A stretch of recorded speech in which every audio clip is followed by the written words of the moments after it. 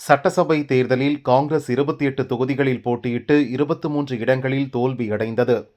இதற்கான காரணங்களை கண்டறிய முன்னாள் எம்பி ஜெயக்குமார் உட்பட 5 பேர் கொண்ட குழுவை காங்கிரஸ் தலைமை அமைத்தது. முதற்கட்டமாக தென்சென்னை மாவட்ட நிர்வாகிகளிடம் கருத்து கேட்கப்படுகிறது. காங்கிரஸ் வேட்பாளர்கள் போட்டியிட்டு தோல்வியடைந்த 23 தொகுதிகளில் மட்டும் இந்த குழு கருத்து கேட்க வேண்டும் என அக்கட்சியினர் விரும்புகின்றனர்.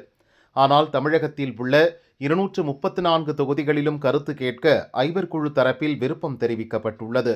இதுகுறித்து காங்கிரஸ் நிர்வாகிகள் கூறியதாவது: சட்டசபை தேர்தலில் காங்கிரஸ் தோல்வியடைந்த 23 தொகுதிகளில் மட்டும் கருத்து கேட்பு கூட்டத்தை நடத்தலாம்.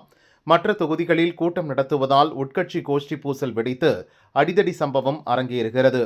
ஐவர் குழு 234 தொகுதிகளுக்கும் செல்ல வாகனங்களுக்கு பெட்ரோல் செலவு, சத்தியமூர்த்தி பவனில் தனி அறை போன்ற வசதிகளை கட்சி தலைமையிடம் கோரியுள்ளது.